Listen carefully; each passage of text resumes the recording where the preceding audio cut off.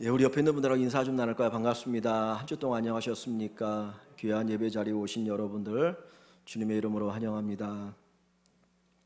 야곱에게 있어서 베델의 밤은 외롭고 쓸쓸하고 두려움이 가득 찬 밤이었습니다. 그는 형 에서를 피하여 도망하는 중에 베델이라는 곳에 머물러 잠자리에 들게 되었습니다. 베개는 돌이었고 이불은 하늘이었습니다.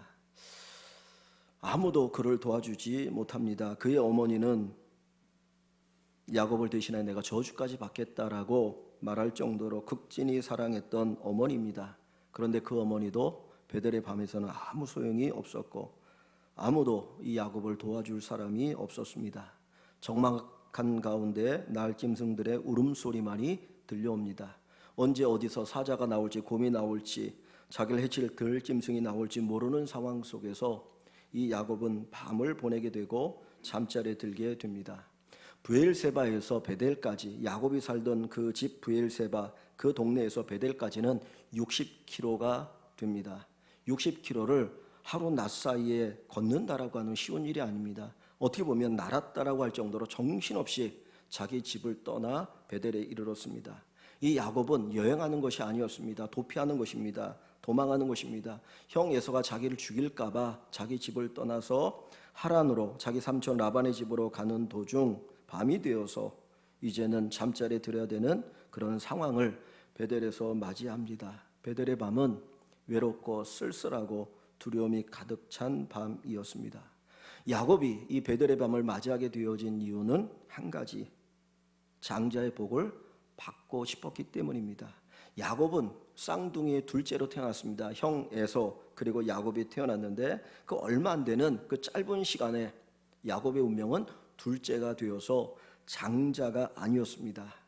그러나 그는 누구보다도 장자의 복을 받고 싶었습니다. 형 에서는 장자지만 장자의 복을 아주 소홀히 여겨서 팥죽 한 그릇에 자기에게 팔아버릴 정도로 무관심한 사람입니다. 그러나 야곱은 그 축복을 너무너무 사모했습니다.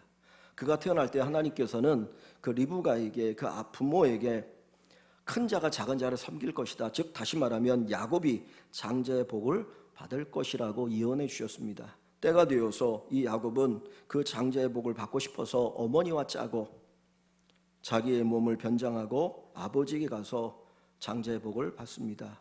야, 몸을 만져보면 형 에서인데 목소리는 동생 야곱과 같구나. 그럼에도 불구하고 결국 이제 이삭이 야곱에게 축복하게 됩니다. 그 축복을 받았습니다. 그런데 축복을 받고 나니까 형 에서가 내가 받을 복을 동생 야곱이 받았다고 이제 분노합니다. 그러면서 내가 가만두지 않겠다, 죽여버리겠다. 그래서 이 야곱은 살기 위해서 자기의 집을 떠날 수밖에 없었습니다. 베델에서 이제 누워 있을 때 그에게 찾아오는 생각이 무엇입니까? 내가 장자의 복을 받지 않았으면 내가 집에서 편안히 누워서 잠자리에 들 수 있을 텐데, 형과 사이좋은 관계를 가지고 살아갈 수 있을 텐데, 내가 이 장자의 복을 받아서 내가 이렇게 외롭고 쓸쓸한 길을 걸어가게 되는구나. 어떻게 보면 후회했을지도 모르겠습니다. 이 생각 저 생각을 가지고 있다가 그만 잠이 들어서 꿈을 꾸게 됩니다. 우리 인생에도 보면 베델의 밤이 찾아옵니다. 잠 못 이루는 밤, 괴롭고 힘든 밤, 아무도 나를 도와주지 않는 밤이 우리에게 찾아옵니다. 사랑하는 내 친구도, 사랑하는 내 배우자도, 사랑하는 자녀도, 사랑하는 부모도 나를 도와줄 수 없는 외롭고 쓸쓸한 밤을 우리가 맞이할 때가 있습니다. 그건 누구에게나 다 마찬가지입니다. 목회자에게도, 장로님들에게도, 우리 권사님 집사님들에게도, 우리 모든 성도들에게도 이 땅을 살아가는 사람들이라면 한 번쯤은 적어도 외롭고 쓸쓸한 이 베델의 밤을 맞이하게 되어질 줄 압니다. 내가 왜 이 밤을 맞이해야 되는가? 내가 잘못 살았는가? 내가 믿음 생활을 잘못했는가? 아니요. 믿음 생활 열심히 했는데도 불구하고 우리에게 이 베델의 밤이 찾아올 때가 있다라고 하는 것이죠. 그냥 제가 목회자니까 목회자 입장에서 정말 하나님을 위해서 제가 살겠습니다. 주님, 이 목회자의 길을 걸어가겠습니다. 대학 4년, 신대원 3년, 그리고 목회자의 길을 걸어올 때에 모든 사람들이 기대한 거는 평탄한 길이 놓여 있을 거라고 생각합니다. 뭔가 내가 꿈꾸는 대로 되겠지. 그러나 현실은 막막합니다. 그렇지 않습니다. 이번에 저희 교단 총회에 참석해서 작년도 우리 교단의 어떤 현황을 보고를 들었는데 작년 한 해 동안 450개 교회가 문을 닫았다고 합니다. 우리 교단의 교회가 11,500 정도 되어지는데 450교회가 문을 닫았다. 그런데 한국 교회에 비공식적으로 들려오는 소리는 1만 교회 이상이 문을 닫았다라고 얘기합니다. 한 5만여 교회가 있는데 10,000교회 이상이 문을 닫았다라고 하는 건 적어도 15% 정도의 교회가 문을 닫아야 되는 그런 현실을 맞이한 것이죠. 코로나 이후에. 근데 한번 생각해보시죠. 그냥 문을 닫았다가 아니라 거기에 있는 성도들, 거기에 있는 목회자들, 사실 교회가 문을 닫을 때 얼마나 고통스럽고 괴롭겠습니까? 그분들이 목회를 시작하면서 아니 주님의 사역자가 된다고 시작할 때 그 전혀 생각하지 못한 현실이 눈앞에 닥쳐오는 것이죠. 잠을 이룰 수가 있겠습니까? 얼마나 힘들고 어려운 밤을 지새게 되어지겠습니까? 여러분의 삶에는 이런 밤이 없습니까? 사업하시는 분들 때로 피가 마를 때가 있죠. 자금이 돌지 않아서 피가 마를 때가 있는 줄 압니다. 제가 저희 교회를 지을 때 건축하는 분들은 여기에서 공사한 것을 받아다가 이쪽에 또 필요한 것을 채우고 이렇게 돈이 돌아야 되는데 돈이 한번 딱 막혀버리면 부도나기 딱 십상이거든요. 그러면 정말 피가 마릅니다. 어떻게 할 수 없는, 그래서 부도가 나고 힘들어하고 정말 뭐 삶을 포기하고 싶을 정도로 괴로울 때도 많이 있어요. 인생을 산다라고 하는 것이 그런 것 아닙니까? 갓 태어나서 어렸을 때는 아무것도 모르니까 잠이 얼마나 편하지 않은지 몰라요. 근데 나이가 먹어간다라고 하는 게 뭡니까? 잠을 이루지 못하는 밤이 점점 많아진다는 것을 우리에게 가르쳐 줍니다.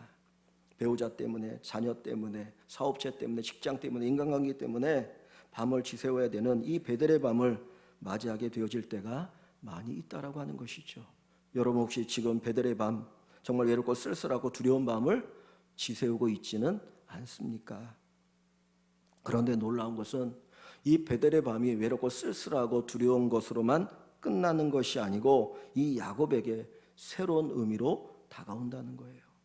우리에게 있어서도 이 외롭고 쓸쓸한 밤이 그냥 그것으로 끝나는 것이 아니라 놀라우신 은혜의 밤이 되어집니다. 오늘 본문을 한번 보겠습니다. 본문 10절 말씀부터 제가 좀 읽어갑니다. 야곱이 브엘세바 자기가 살던 그 고장에서 떠나 하란으로 향하여 가더니 삼촌 라반의 집으로 가고 있는 겁니다. 왜 야곱이 자기 집을 떠나 하란으로 간다고요?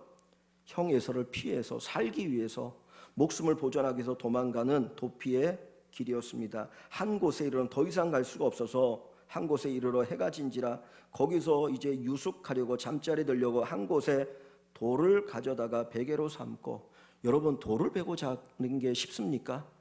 아무것도 없으니까 돌을 베고 자는 거 아닙니까? 얼마나 불쌍해 보여요, 그죠?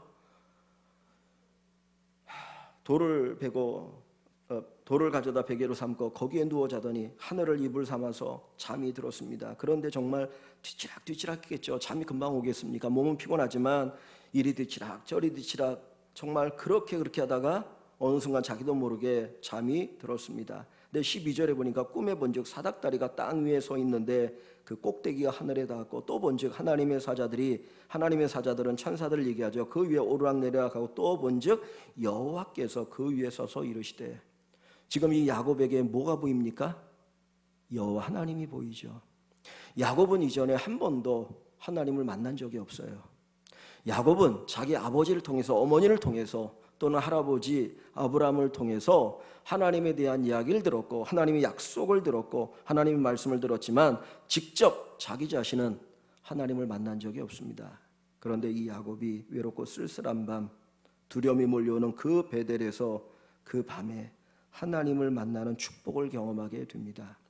우리 인생 가운데 언제 하나님을 만나기 쉽습니까? 잘 먹고 잘 살 때 하나님 필요 없다라고 생각합니다. 하나님 없어도 잘 먹고 잘 사는데 뭐 하나님 굳이 만나려고 하지 않아요. 근데 진짜 내가 하나님을 만나려고 할 때 어느 때입니까? 외롭고 쓸쓸할 때, 내 힘으로 아무것도 할 수 없을 때, 그때 하나님을 찾게 되어지고 하나님을 만나는 축복을 경험하게 됩니다. 비록 이 야곱은 외롭고 쓸쓸한 밤, 자기 목숨을 보존하기 위해서 도망갈 수밖에 없는 그 순간이지만 그것이 야곱에게 불행이 아니라 하나님을 만나는 축복의 시간이 되었다라는 거예요. 우리 그리스도인들에게 고난이 우리에게 힘이 되어지고 기쁨이 되어질 수 있는 이유가 뭡니까? 이 고난의 때 우리가 새롭게 하나님을 만날 수 있기 때문입니다. 저는 성도 여러분들이 저의 설교를 통해서만 하나님에 대해서 듣지 않았으면 좋겠습니다. 목사가 하는 설교를 통해서만 하나님은 이런 분이네, 하나님이 이렇게 역사하시네, 하나님께서 이렇게 행하셨네, 그 얘기만 듣는 것이 아니고 여러분 스스로가 하나님의 음성을 듣고 하나님의 살아계심을 체험할 수 있기를 소망합니다. 아버지에게 들었던 하나님, 어머니에게 들었던 하나님이 아니라 자기가 직접 만나는 살아계신 하나님을 체험하는 밤이 이 베델의 밤이에요. 그러니까 하나님께서는 겉으로 볼 때는 환난과 어려움과 곤고함의 밤을 맞이하겠지만 그 이면에는 살아계신 하나님을 직접으로 체험하게 하시는 은혜를 베푸시는 밤이 베델의 밤입니다. 여러분의 인생에도 이 베델의 밤의 은혜가 넘쳐나기를 주님의 이름으로 간절히 축원합니다. 우리 최성 집사님이 기도를 시작하면서 하나님의 창조에 대한 이야기를 하면서 그 기도를 드렸는데, 낮에는 하늘이 안 보입니다. 우리가 낮에 보는 하늘은 대기권만 보이는 거예요. 그죠? 구름과 대기권에 있는 그 하늘만 보이는 것이지 그 너머는 보이지 않아요. 그런데 밤이 되면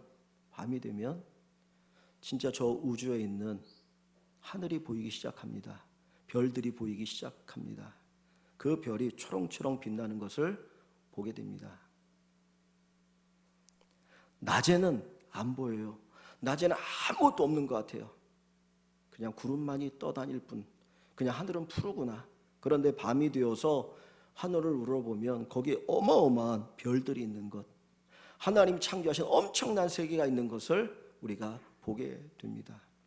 낮에는, 평안할 때는 영원한 하나님의 세계가 보이지 않아요. 하나님의 창조의 세계가 보이지 않고, 하나님의 영적인 세계가 보이지 않고, 하나님이 얼마나 위대하신 분이니 보이지 않아요. 그런데 공부할 때 밤이 찾아오면 우리가 땅을 보는 것이 아니라 하늘이 보이기 시작합니다. 왜 하나님께서 우리에게 밤을 맞이하게 하실까요? 땅을 보지 말고 하늘을 바라보라는 거죠. 땅을 바라보고 사는 사람, 땅이 전부인 줄 알고 살았던 우리 인생에 아니야, 이거는 아주 작은 거야. 하늘을 바라봐. 내가 만든 이 우주의 세계가 얼마나 큰 줄 아느냐.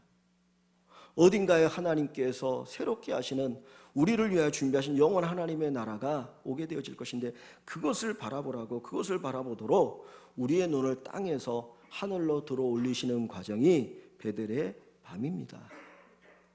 형통할 때는 보이지 않습니다. 형통할 때는 보이지 않습니다. 그러나 어둠이 찾아오면, 외롭고 쓸쓸하게 되어지면 보이기 시작하는 것, 그것이 바로 영원한 세계인 줄 압니다. 오늘 본문 말씀 12절부터 13절에 보면 반복해서 쓰여진 단어가 있는데, 본즉이라고 하는 단어입니다. 본즉. 12절에 꿈의 본즉, 또 중간에 보면 또 본즉, 13절에 또 본즉. 야곱이 봤다라고 하는 것을 3번 강조해서 쓰고 있어요. 굳이 안 써도 되는 건데, 그건 뭘 얘기합니까? 하나님이 보여주신 것이죠. 야곱이 이전에 보지 못했던 것을 보았던 것이죠. 오늘 우리의 눈도 열려서 봐야 합니다. 하나님이 살아계심을 볼 수 있어야 합니다. 하나님께서 온 세상의 주인이심을 볼 수 있어야 합니다. 하나님께서 나의 구원자이심을 볼 수 있어야 합니다. 하나님이 나를 얼마나 사랑하신지를 볼 수 있어야 합니다. 볼 수 있기를 바랍니다. 볼 수 있기를 바랍니다. 예전에 어느 집회에서 한 맹인 목사님을 본 적이 있습니다. 그냥 겉으로 보면 너무나 불쌍한 거예요.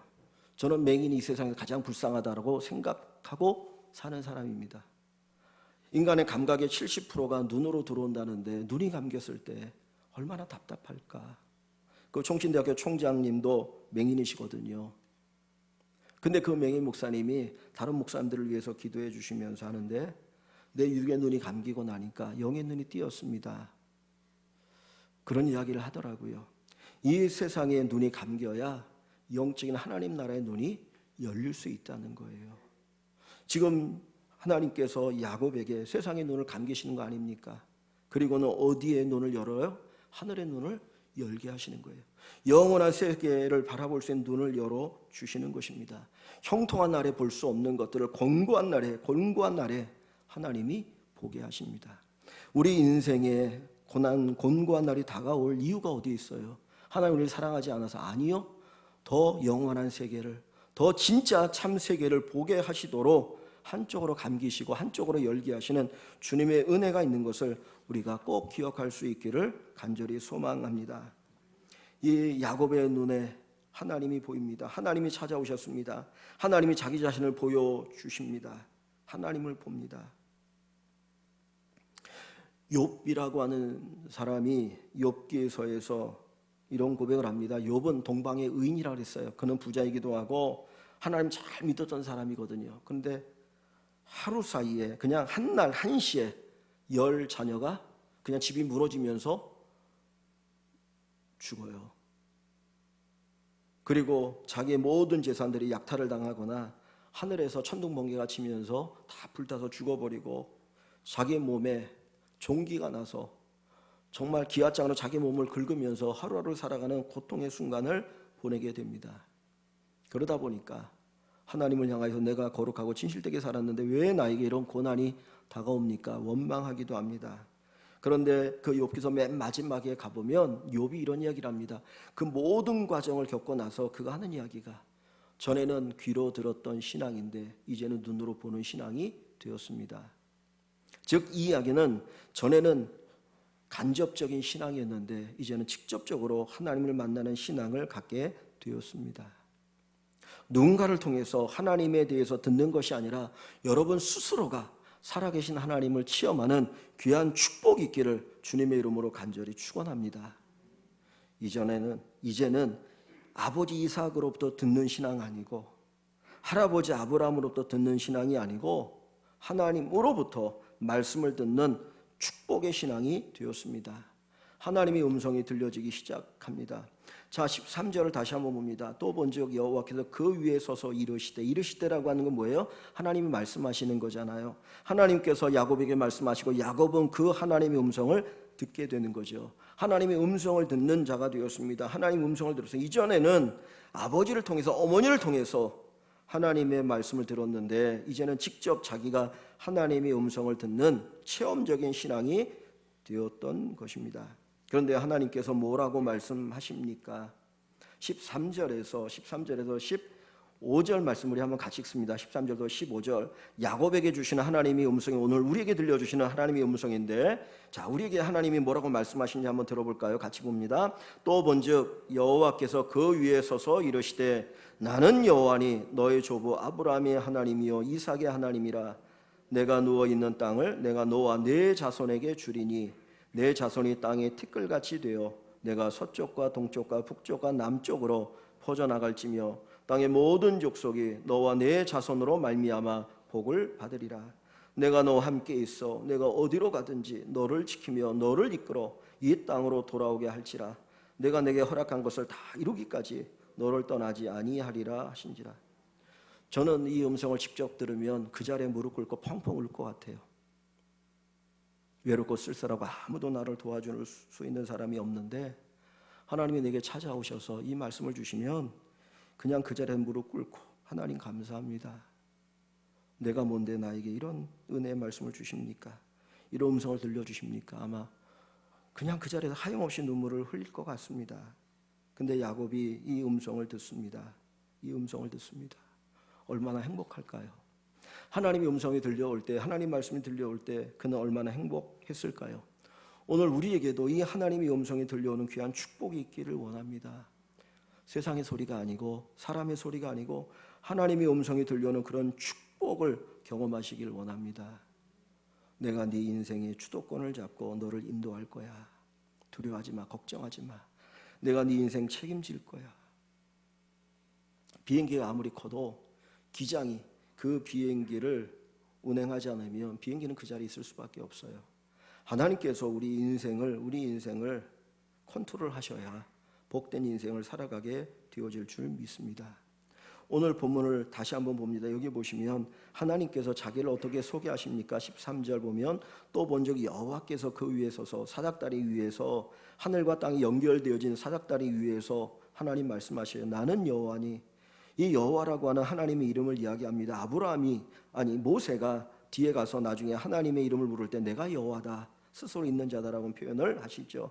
너의 조부 아브라함의 하나님이요 이삭의 하나님이라. 여기 보면 두 이름이 기록되게 여호와라는 이름과 하나님이라는 이름이에요.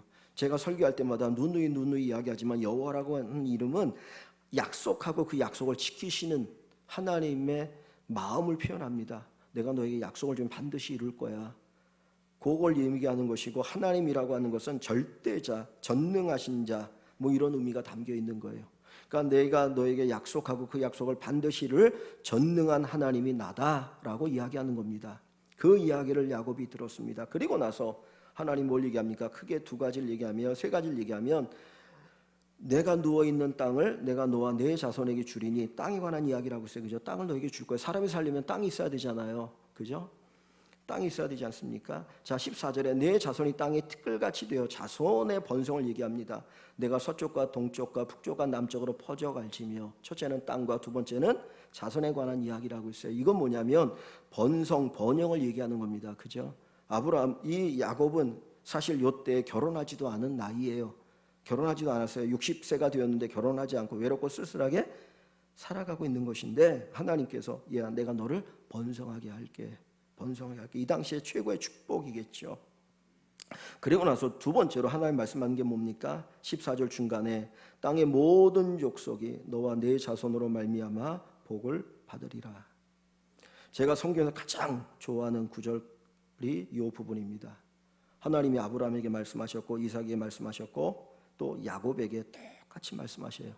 땅의 모든 족속이 너와 내 자손으로 말미암아 복을 받으리라. 뭔 얘기입니까? 가치 있는 삶을 사는 거죠.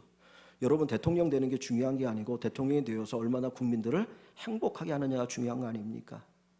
어느 지도자가 되는 게 중요한 게 아니고 그 지도자가 되어서 얼마나 그 공동체를 복되게 하느냐가 중요한 거 아니에요? 하나님이 내게 복을 주시는데 그 복을 가지고 얼마나 가치 있게 살아가느냐. 근데 하나님은 이 야곱에게 너로 말미암아 너와 네 자손으로 말미암아 복을 받게 하겠다. 진짜 가치 있는 인생을 살게 하겠다라는 거예요. 여러분에게도 이 놀라운 축복이 마시기를 주의 이름으로 간절히 축원합니다. 그리고 나서 15절에 하나님 뭘 약속합니까? 내가 너와 함께 있어. 내가 너와 함께 있어. 요걸 다른 말로 하면 임마누엘이에요. 임마누엘. 하나님 우리와 함께 하신다. 임마누엘. 임마누엘의 어마어마한 축복을 약속하시죠. 네가 어디로 가든지 너를 지키며 너를 이끌어 이 땅으로 돌아오게 할지라. 내가 내게 허락한 것을 다 이루기까지 너를 떠나지 아니하리라. 그냥 가슴이 벅차오릅니다. 가슴이 벅차옵니다. 내가 너와 함께 있어. 여러분, 성경책에다가 표시해도 되시는 분들은 표시해 보십시오. 내가 너와 함께 있어. 너를 지키며 너를 이끌어 돌아오게 할지라. 허락한 거 다 이루기까지 너를 떠나지 아니하리라. 뭐 하나님의 약속이 엄청난 거 아닙니까? 너와 함께 할 거야. 너를 지킬 거야. 너를 이끌 거야. 허락한 걸 다 이루기까지 너를 떠나지 아니할 거야. 이 엄청난 약속이 어디에서 들렸어요? 베델의 밤에서 들렸어요. 베델의 밤에 외롭고 쓸쓸한 밤, 아무도 나를 도와줄 수 없는 그 밤에 이 엄청난 하나님의 음성이 들려옵니다. 이게 놀라운 축복이에요. 여러분의 귀에, 여러분의 마음에, 여러분의 심장에 이 하나님의 음성이 똑똑히 들려질 수 있기를 다시 한번 주님의 이름으로 축복합니다. 이 음성을 듣는 사람은 삽니다. 내가 아무리 처해 있는 환경이 낮고 천해도 이 음성을 듣는 사람은 살고, 내가 처해 있는 환경이 아무리 좋아도 이 음성을 듣지 못한 사람은 죽는 거예요. 그래서 이 음성을 꼭 듣기를 주님의 이름으로 축원합니다. 그리고 나서 이 야곱이 잠이 깨었습니다.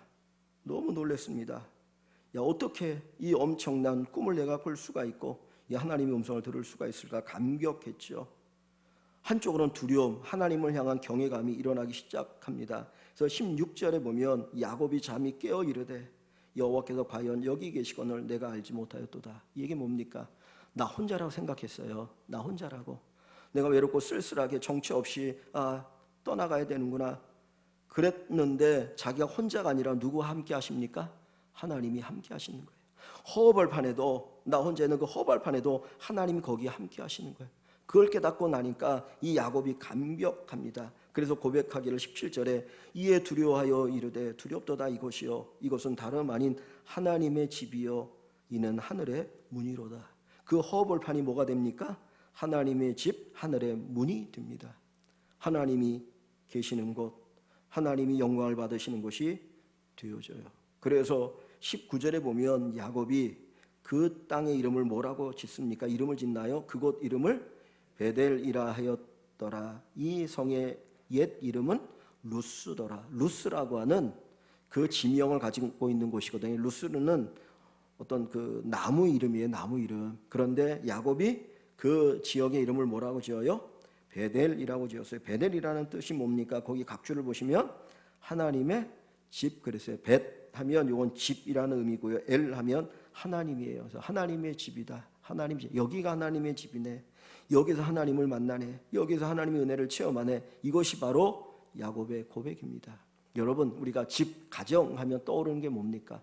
어떤 사람은 뭐 이렇게 죄송하지만 좋지 않은 것이 떠오르는 사람도 혹 있을지 몰라요. 그러나 우리 모두는 집 하면 뭐가 떠오릅니까? 안전하다, 포근하다, 위로가 된다, 사랑이 있다. 뭐 이런 것들이 떠오르지 않습니까? 지금 겉으로 눈에 보이는 그 현실은 허들판이에요. 적막합니다. 막막합니다. 그런데 거기가 하나님의 집이 되니까 거기에서도 안전을 느끼고, 거기서도 포근함을 느끼고, 거기서도 하나님의 위로를 느끼고, 거기서도 하나님의 사랑을 느끼게 되어지는 거예요. 그 순간 야곱은 세상에서 가장 행복한 사람, 세상에 가장 행복한 사람이 됩니다. 하나님의 영광은 환경을 뛰어넘어서 나타납니다. 환경을 뛰어넘어서 역사합니다. 그래서 어떤 분은 가난한데도 행복한 사람이 있어요. 가난한데도 행복한 사람. 어떤 사람은 부자인데도 불행한 사람이 있어요. 환경을 뛰어넘어서 하나님의 역사가 우리 인생을 새롭게 하실 줄 믿습니다. 겉으로 보면 허벌판입니다. 막막합니다. 그러나 거기에 하나님의 역사가 분명합니다.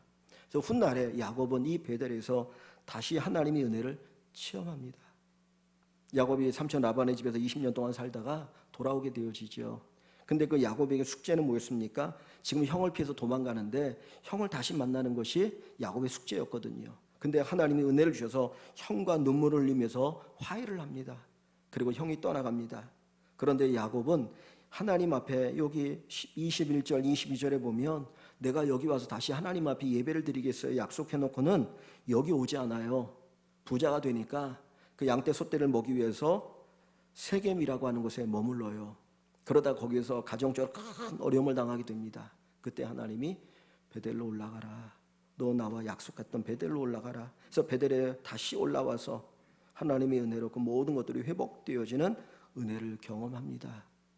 우리 인생에 어둠의 밤이 찾아올 수 있어요. 어둠의 밤이 찾아올 수 있어요. 그러나 그때가 하나님을 만날 수 있는 최고의 기회가 된다고 하는 것 우리가 꼭 기억할 수 있기를 소망합니다.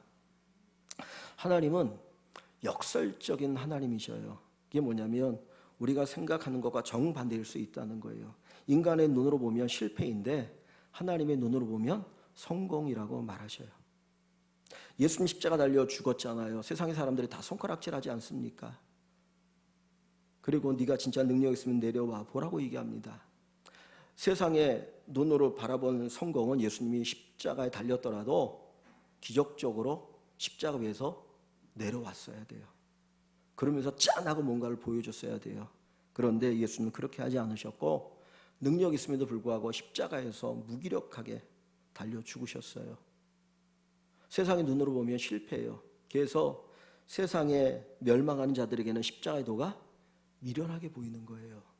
어리석어 보이는 거예요. 그런데 우리에게는 하나님의 능력이에요. 예수님 죽지 않으면 우리에게 구원이 없잖아요.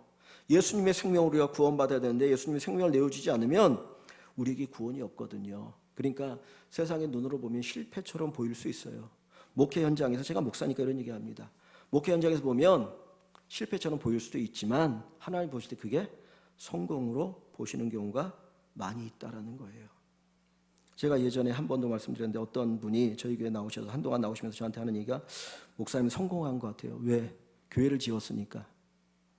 이게 성공입니까? 아니에요. 그죠? 이런 가지고 성공을 얘기할 수 없어요. 세상은 성공을 얘기합니다. 그래서 자국의 목사님 무시하고 큰교회 목사님은 우러러 보는 경향이 세상의 눈에는 많아요. 그런데 정말 한 사람, 두 사람, 세 사람 놓고 목회하시는 목사님들 어떻게 보면 거기에 성공의 모습이 있는지 몰라요. 여러분, 한강물이 얼마나 없습니까? 우리 한강만큼 넓은 강이 없더라고요. 근데 우리가 가서 여의도 가서 그 물을 한번 떠보십시오. 그 물이 맑습니까? 나름대로 정화시켜도 물이 더럽거든요. 근데 저기 산골짜기에서 흐르는 그 물을 보시죠. 물량은 좁지만 그 물은 얼마나 맑은지 몰라요. 하나님 보시는 게 뭡니까? 금이냐 은이냐 그거 보는 게 아니고, 그것 가지고 쓰는 게 아니고, 어떤 그릇을 하나님 쓰신다고요? 깨끗한 그릇, 거룩한 그릇 쓰신다는 거예요. 그러니까 세상이 보는 눈과 하나님 보는 눈이 다를 수 있습니다. 이 베델의 밤, 이 야곱은 거기 쓸쓸한 밤을 보냅니다. 그러나 하나님은 이 베델의 밤에 세상의 눈을 감기시고 하늘의 눈을 열게 하여 주셔요. 우리도 마찬가지로 세상의 눈이 감기고 하늘의 눈이 열렸으면 좋겠어요. 하나님 새롭게 볼 수 있으면 좋겠습니다. 지난 주간에 저희 교단의 총회에 제가 다녀왔습니다. 처음으로 다녀왔는데, 아까도 말씀드렸던 것처럼 우리 교단의 교회가 11,500교회 되어지는데, 한 교단을 이끌어갈 새로운 총회장을 뽑고 여러 가지 이제 회의를 하면서 결정할 것들을 결정하는 시간이 있었는데, 수요일 날 밤 수요 예배 때 이제 이임 예배를 합니다. 그런데 거기에 설교하신 분이 누구냐면, 제가 대학에 들어갈 때 그 총장으로 계셨던 노 교수님이, 은퇴하신 노 교수님, 80이 넘으신 교수님이 초청받아서 와서 설교를 하시는 거예요. 그런데 설교하기 전에 그 한 1년 동안 교단을 이끌어갈 목사님에게 선물을 자기가 준다고 가져오셨는데, 자기 집을 며칠 동안 다 뒤져가지고 찾은 거라고 가져오셨어요. 그게 뭐냐면 주기철 목사님의 친필, 주기철 목사님 친히 쓴 성경 구절 그 한 종이를 가져오셨더라고요. 그러면서 그것을 전달을 하는데, 거기에 있는 목사님들은 그 의미가 뭔지 알거든요. 왜냐하면 주기철 목사님이 일제 강점기 때 신앙 참배 거부하다가 순교하셨거든요. 정말 신앙을 지키기 위해서, 바른 신앙을 위해서 순교하신 분이 주기철 목사님인데, 그분의 친필의 글을 이렇게 주는 거는 순교의 신앙을 각오하고 섬겨라 하는 이야기겠죠. 근데 그분이 자기의 목숨을 내어놓고 할 수 있었던 이유가 뭡니까? 하나님을 안 거잖아요. 그죠? 하나님이 어떤 분인지, 진짜 그분이 나보다 더 귀하신 분이고, 더 귀하신 분이라고 하는 것, 이 육의 생명도 귀하지만 이거보다 더 귀한 생명을 내게 주신 생명의 근원이 하나님 것을 알았기 때문에 기꺼이 자기를 내어놓을 수 있었던 것입니다. 그러니까 우리의 눈이 열리면 보여줄 수 있어요. 이 베델의 밤은 세상의 눈이 감기고 영적인 하늘의 눈이 열린 밤이더라. 겉으로 볼 때 외롭고 쓸쓸한 밤이지만 살아계신 하나님을 만나는 밤, 살아계신 하나님을 만나는 밤, 오늘 우리 모든 성도 여러분들이 살아계신 하나님을 꼭 만나는 귀한 축복이 있길 원합니다. 위의 것을 찾고 위의 것을 생각하고 위의 것을 보고 위의 것을 위해 살아가시는 귀한 성도 여러분 되시기를 주님의 이름으로 간절히 축원합니다.